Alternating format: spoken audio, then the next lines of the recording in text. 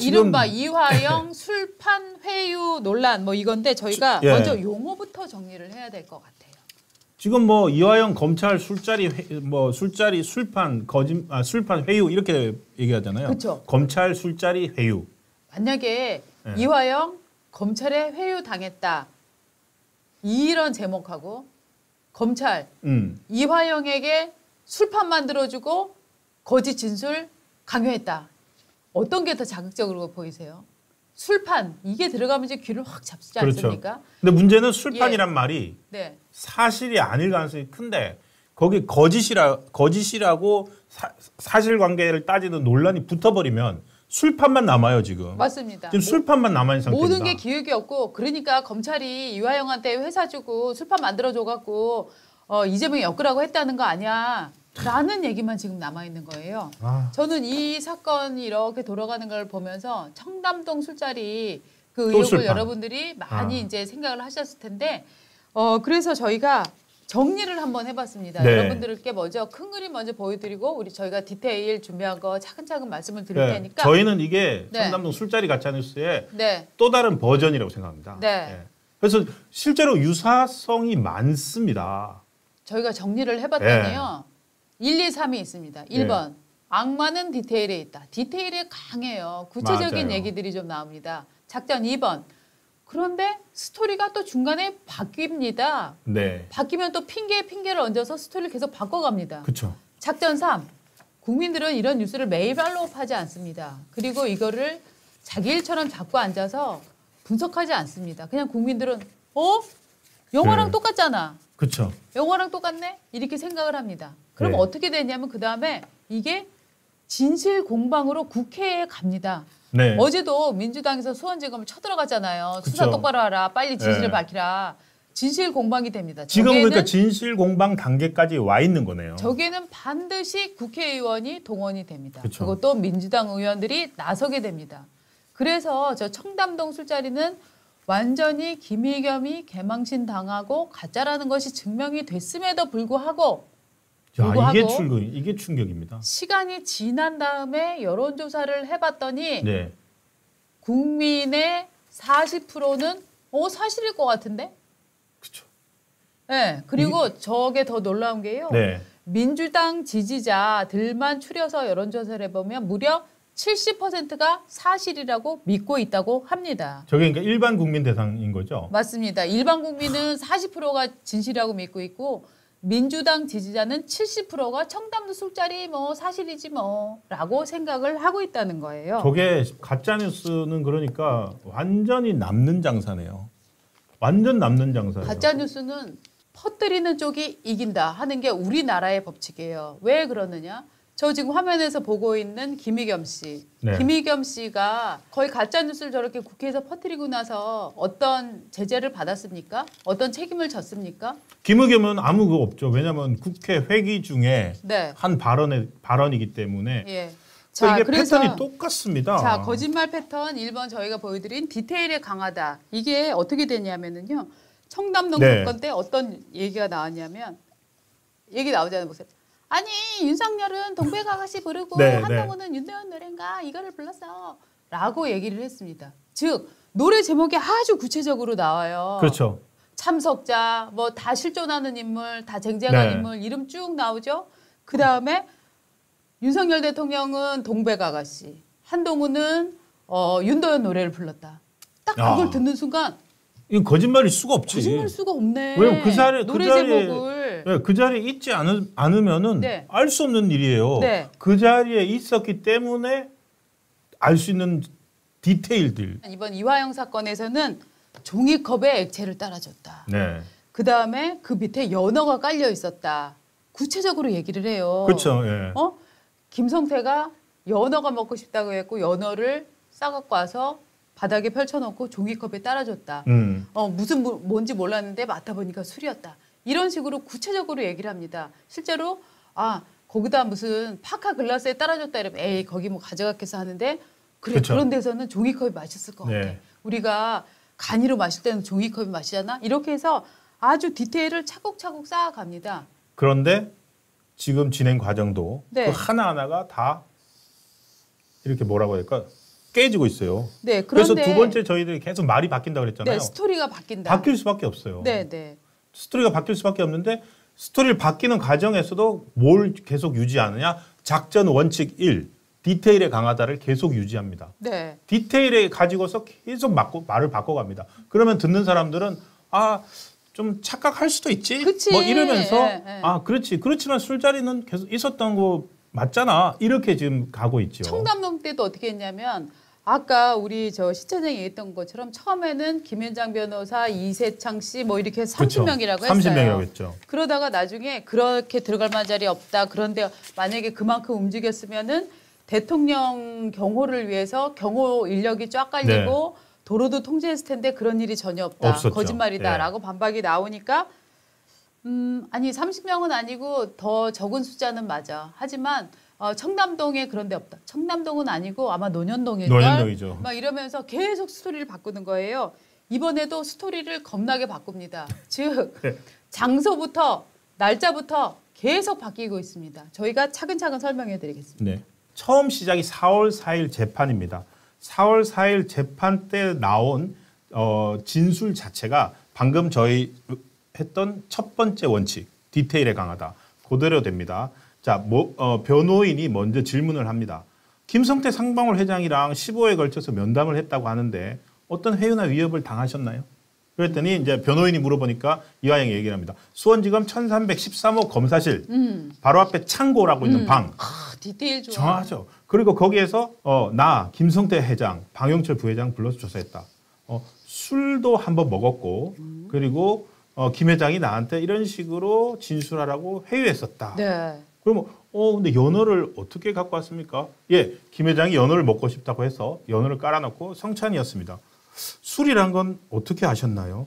제가 그냥 뭔지 모르고 술을 한 잔 마셨는데 술이더라고요. 그래서 그날 술 마신 다음에 취기가 사라진 다음에 검찰로 갔습니다. 네. 그러니까 이화영도 술을 마셨고 검사실 앞 창고에서 네. 조사를 받았고 갔더니 있었다. 그리고 그 시기는 6월 말에서 7월 초다. 네. 이렇게 얘기를 합니다. 맞습니다. 예. 검찰이 반박을 하니까 검사실 앞 창고도 이제 모여 있는 곳인데 그 교도관들이 네. 계속 따라다니게 돼 있어요. 네. 교도관들이 계속 따라다니게 돼 있으니까 그 얘기를 하면서 반박을 하니까 뭐라고 하냐면은 어제 그러니까 그제 17일이죠. 17일 날은 변호인이 내가 다시 이화영 변호사 만났는데 이화영 변호사가 이번에는 그림을 그려주면서 보여주더라 얘기를 하더라. 근데 검사실 맞은편 창고가 아니라 검사실 오른쪽 옆방에 진술 녹화실이라고 있어요. 네. 그 진술 녹화실에서 만났어요. 그렇죠. 그리고 교도관들은 그 진술 녹화실 옆에 대기하는 장소에 있어가지고 교도관들은 못 봤을 수가 있어요. 네.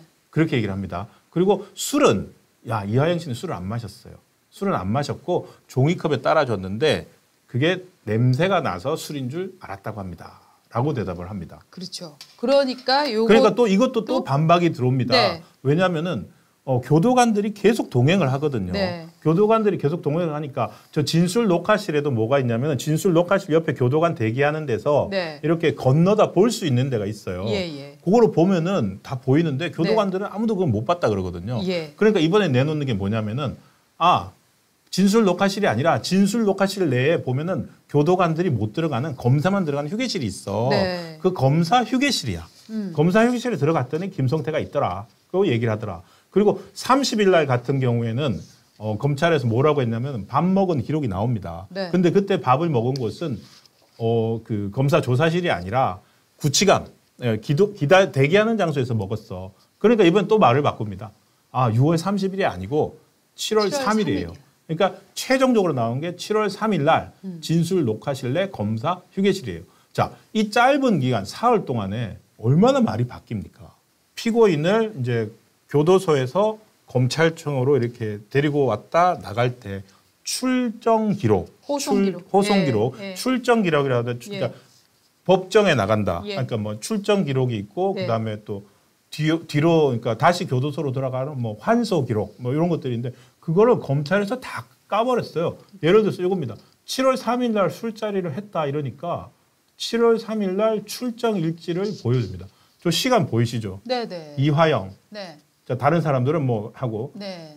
조사 시간 16시에서 17시 05분이에요. 17시 05분이니까 네. 17시 05분까지 조사받고 5시 5분까지 예, 조사받았다. 다시 받고 돌아갑니다. 네. 그리고 또 다른 호송차 왔다 갔다 한 기록에 보면은 네. 저 5시에 차를 타고 돌아가서 교도소로 들어갔다. 네, 구치소로 네, 네. 돌아갔다는 기록이 있거든요. 네. 그런데 어떻게 저 시간에 지금 이화영 씨 변호인 같은 경우에는 전날 5시쯤에 김성태랑 해서 그 쌍방울 직원이 연어를 사가지고 와서 깔아놓고 마셨다, 술을. 그렇게 주장을 하고 있거든요.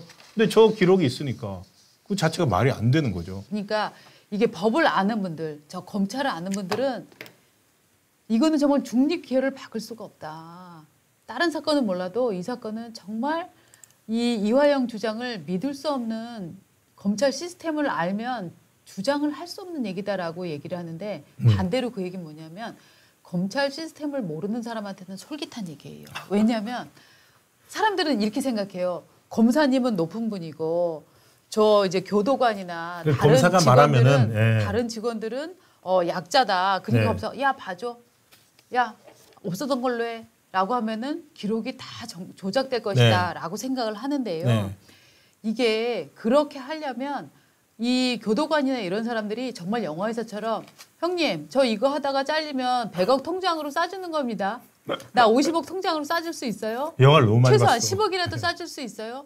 이런 합의가 있지 않으면 이 사람들이 이 사람의 직을 걸어야 되는 거예요. 하기 때문에 정말 밖에서는 검사는 뭐 나는 새도 떨어뜨리는데 뭐 그거 뭐 교도관들 하나 마음대로 못하겠어? 라고 우리가 쉽게 생각은 할 수 있지만 그게 실제로 검찰에서 얼마나 작동되는가를 한번 가서 보면 작동이 안 된다는 거예요. 작동이 안 되기 때문에 그렇죠. 그런데 이제 이런 가짜 뉴스를 만드는 사람들은요. 전문 지식이 아니라 일반인들의 편견이나 상식에 호소를 합니다. 그러니까 네. 검찰 쪽에서 내놓는 게 네. 계속 논박을 당하는 느낌이 드는 거예요. 네. 그래서 제가 하나하나 제가 또 다르게 네. 검찰에서는 그 얘기를 하지 않다. 이게 끼워 맞췄다는 증거가 될 수 있는 게 네. 첫날 4월 4일 날 말입니다.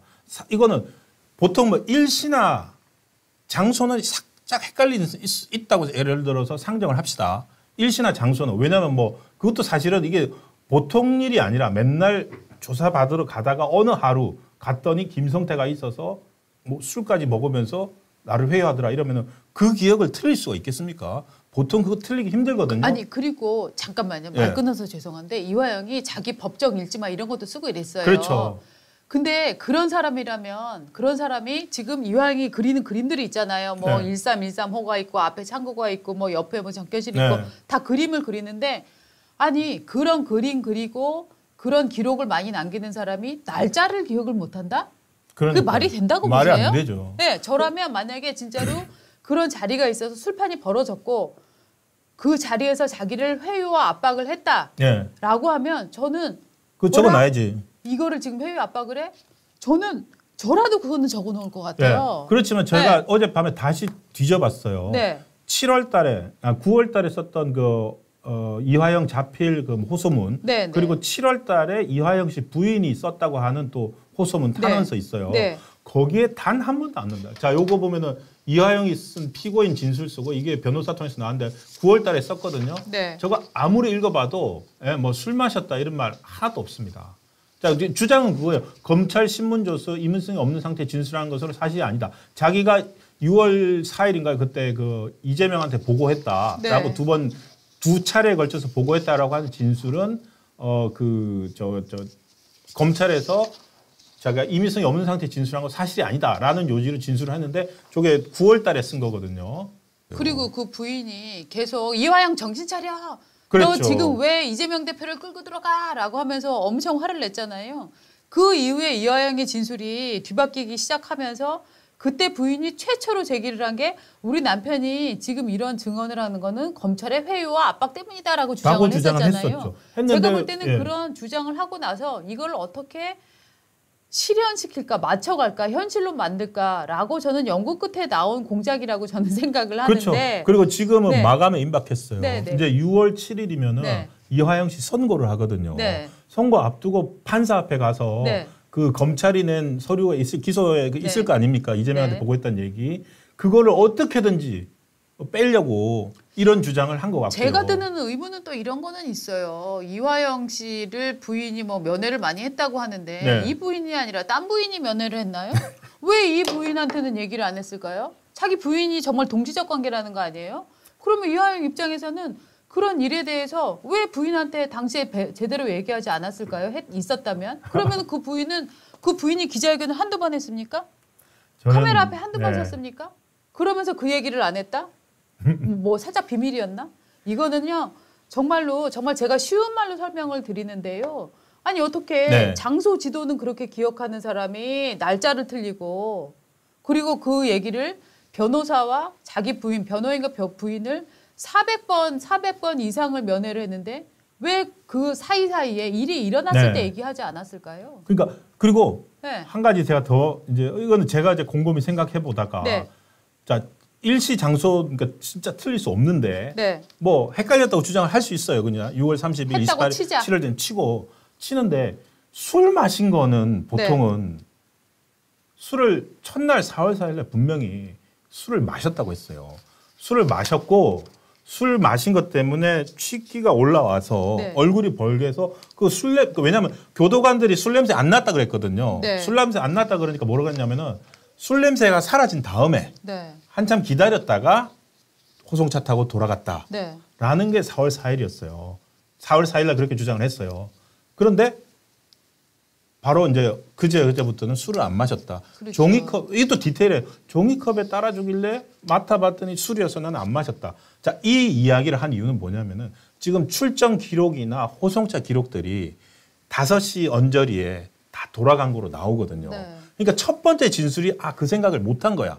그 생각 못 하고 술자리였다는 걸 강조하려고 나도 마셨잖아. 그래가지고 술 냄새 때문에 기다렸다가 돌아갔잖아. 라고 했는데 검찰에서 호송차 기록 내놓을 거고 그 교도관들이 냄새 안 났다 이러고 하니까 거기서 또 말을 바꾼 거예요. 저는 또 이런 의심도 살짝 해요. 이 사건이 일어나고 나서 어저께 재밌는 단독 뉴스가 나왔는데요. 원래 이 검사가 피고인에게 피의자한테 향응을 특혜를 베풀어줘서 징계를 받은 검사였다 하는 뉴스가 터졌습니다. 수사를 지휘했던 2차장, 당시 수원지검 2차장 검사가 있는데 그분이 과거에 다른 사건, 무슨 사기 피해 사건 할 때 그 피의자들을 검찰 조사실에 불러서 편의를 봐줘가지고 통화를 하게 해줬다. 뭐 회의도 하게 해줬다. 이런 건데 이게 적발이 돼서 이 사람이 징계를 받았던 그렇죠. 사람이에요. 징계 받았죠. 그러니까 저는 반대로 이런 생각을 해봅니다. 이 사건에서 협박과 회유가 있었다라는 그림을 만들어야 돼. 그런데 라인을 쭉 보니까 이 검사가 원래 과거에 이거 저 피의자한테 이 피의자 봐줘갖고 징계 받았던 거네. 그러네. 재벌을 걔 못 준다고 이 사람 원래 이랬던 사람이야. 라고 이 스토리를 구성해 간 다음에 사람들이 믿을 수 없어라고 하면 이 사람 과거에 이런 일 했었는데 라고 짜잔 들이밀면 사람들이 이게 전문이네 전문. 저는 아까 이렇게 생각할 수 있는 것까지 논리진 않았을까. 그러니까 사후적인 것 같아요. 그러니까 아까 7월 달에 그 이화영 씨 부인이 보낸 탄원서 보면은 김성태와 만나서 회유했다 이런 게 나옵니다. 자, 뭐 하여튼 요때 보면은 김성태랑 만나서 회유했다는 얘기가 나오거든요. 그러니까 조고를 주장을 했는데 저게 7월 달인데 아무도 신경을 안 썼어요. 왜? 일방적 주장이잖아요. 김성태랑 만나서 회유 협박을 했고 짰다는 게 일방적 주장만 있으니까 어떤 언론도 저거를 가지고서 뭐 썼다 하더라도 주목을 못 받았는데 지금 술 마셨다라고 하니까 바로 일거에 주목을 받고 거기에 방금 말씀하신 그 검사가 전력이 있다까지 더해지니까 더 신빙성이 있는데 그러면 일반인들은요. 뭐 맞네. 뭐 집어로 또 나온 거지. 이렇게 생각을 한다니까요. 그러니까요. 그러니까 이거는 그러면 오히려 사후적으로 만들어졌을 가능성이 더 큰 거 아닐까요? 그리고 저는 이것이 뭐 제가 지금 얘기를 하고 있으면 어떤 분들 화를 내실지도 모르겠습니다만 저는 정말로 이 검사가 사식을 갖고 와서 먹게 한번 허락해 줬을 수도 있다고 생각을 해요. 저는 절대로 없다는 일은 절대로 있을 수 없다고 생각하거든요. 그런데 그렇게 먹게 해주는 거는 반대로 검사들이 일테면 저 사람들로 하여금 진술을 끌어내기 위해서 네. 하는 경우도 있을 수 있다고 생각을 하거든요. 근데 네. 이것과 회유와는 전혀 별개의 사건인 거예요. 그렇죠. 회유와 압박이 있었다, 수사를 조작했다, 이건 정말 다른 얘기인데 이 앞자락에서 한두 개의 이제 무슨 뭐 팩트에 준하는 사항들이 나오면 모든 것을 부정해버리려고 하는 이런 저는 큰 그림이 있는 것이 아닌가라는 이제 의심을 해보는 거죠. 아까 저희가 네. 큰 그림 보여드렸잖아요. 큰 그림 한번 다시 보여주세요. 지금 잠깐 우리 저 제목 네. 판 키우기. 지금 단계 저는 우리 자막 지금 제작진 넣었지만 판 키우기 단계 들어갔습니다. 맞습니다. 판 키우기. 저 큰 그림 한번 다시 보여드릴게요. 네. 자, 작전 디테일에 강합니다. 또 스토리가 바뀝니다. 그래도 국민들은 영화랑 똑같네. 나 살인자 난감 보니까 그 먹두만 회장님이 횟집 뭐 회덮밥 먹두만. 그 구치소에서 먹더만 장어덮밥, 장어덮밥 먹더만. 야, 정치랑 검사랑 정치인들랑 뭐 모여서 뒤에서 야합하고 짝짝꿍하고 막 그거 맞잖아. 내가 영화에서 다 봤어. 드라마가 맨날 그런 거 네. 나오는데 드라마가 뭐 없는 일 쓰겠어? 라고 생각하면서 사람들은 진짜야? 라고 의심을 합니다. 그러면 국회의원들 참전 진실 공방이라고 해서 버립니다. 지금 저까지 온 거죠. 이제 네, 사실 네. 저까지 온 거라고 봐야 돼요. 네네. 지금 저거를 이제 시동을 걸고 시동을 있는 거예요. 걸고 있죠. 자, 이렇게 해서 법무부가 검찰이 아무리 증명을 해낸들 국민의 40%, 국민의 절반쯤은 시간이 지나고 나도 가짜 네. 뉴스 이미 밝혀져도 뭐 지네가 뭐 아니 된 굴뚝에 연기 나겠어. 뭐 사실이겠지 뭐. 이게 네. 지금 아까 판 키우기란 말이 네. 너무너무 맞는 게 이게 4월 4일 날 이화영의 재판에서 진술이 있었잖아요. 네. 물론 선거를 앞두고 있기도 했지만 네. 아무도 안 썼어요. 알지도 못했어요. 왜냐면 이화영 재판은 이제 계속 진행되고 있었으니까. 그러다가 총선 끝나고 13일 날 민주당 검찰 독재 정치 탄압 대책위원회 검찰 독재 정치 탄압 대책위원회 어저께 수원지검 가가지고 휘젓고 다닌 사람들입니다. 네네. 검찰 독재 정치 탄압 대책위원회에서 처음으로 얘기가 나옵니다. 네. 4월 4일 날 이화영이 술판 때문에 했다던데 그 얘기가 나오니까 그 다음에는 15일 날 이재명 대표가 네. 이거는 상당히 신빙성이 있다. 조사해봐야 된다. 네. 이재명이 얘기를 하고 16일 날 이재명 그 재판 가면서 네. 이재명 대표가 이것은 100% 사실로 보인다. 라고 얘기를 합니다. 자, 신호입니다. 100% 사실로 보인다. CCTV 까고 뭐 호송 기록 보고 다 까봐야 된다. 라고 얘기를 합니다. 그러자 약속이라 했다는 듯이 어저께 그 민주당 이름도 길어. 검찰 독재 정치 탄압 대책위원회 사람들이 뭐 저기 당선자들 끌고 한 50명 가가지고 다녔죠. 그러다가 오늘 아침 서울경제에서 나왔습니다. 오늘 19일 날 정치검찰 사건조작 특별대책단. 정치검찰 사건조작 특별대책단을 출범시켰습니다. 자, 이게 완전히 모든 게 마치 세팅이 돼 있는 것 같아요. 정치검찰 사건조작 특별대책단에 누가 들어가 있겠습니까, 여러분? 대장동 변호사들이 대거 국회에 당선이 네. 됐지 않습니까? 대장동 변호사들 다 들어갔어요. 그러니까 이거는 뭐냐면은 이재명 대표의 사건을 이화영이 중요한 게 아니에요. 그렇죠. 이재명 대표 사건을 가장 파악하고 있는 사람들이 자, 과거에는 원외에서 변호를 했잖아요. 이제는 국회의원 당선인이 됐으니까 직접 변호는 못해. 네. 직접 변호는 못하지만 정치검찰 사건조작 특별대책단에 들어가가지고 이제 이 사건을 물고 늘어집니다. 자, 사건조작 특별대책단 단장은 누구냐? 가장 또 광주의 민영배입니다. 민영배 의원이 단장을 맡고 네. 간사가 바로 박균택 광주 광산갑 당선인입니다. 고검장 출신이죠. 간사 한 분이구나. 예.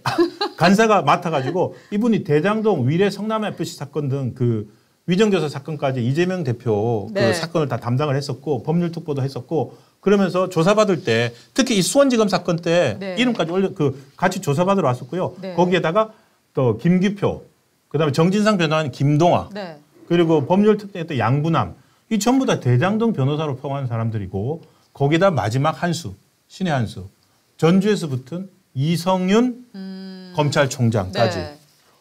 이게 무슨 뭐라고 해야 될까요? 이재명 이게 검찰 사건 조작이라는 프레임 만들어 가지고 네. 검사 출신 변호사 출신들이 총 망라돼서 무슨 뭐 정치 검찰 사건 조작이라고 하는데 원내에서 확실하게 이 정도 완벽한 방탄 진용을 구축한 것 같아요. 그리고 아마 계속 바뀔 거예요. 그런데 또 저는 요거를 하면서 느낀 게 이 계속 술자리가 벌어졌다고 하는 자리는 뭐냐면은 증명할 수 없는 자리예요. 그쵸. CCTV 기록을 까도 안 나오는 자리. CCTV 기록은 이미 없어졌다. 그런데 그거를 노리고 CCTV 까라라고 이재명 대표가 먼저 얘기했는데 CCTV 없어진 거 알고 이제 까라라고 얘기를 한 거잖아요. 그렇죠. 근데 그 다음에 점점 더 장소가 바뀌는 이유는 무엇일까요? 다른 사람이 교도관이 들어갈 수 없는 자리로 점점 몰아가는 거예요. 맞아요. 그래야 교도관이 확인하지 못했다라는 논리를 만들 수 있기 때문에. 그렇습니다. 그러니까 점점 더 아마 증명하기 어려운 거짓말들을 내세울 겁니다. 다음 디테일이 뭐가 나올까 한번 예상해 볼까요? 호송차에서 마셨다 그래. 호송차에서 만났다. 아니 뭐 저희 뇌피셜입니다.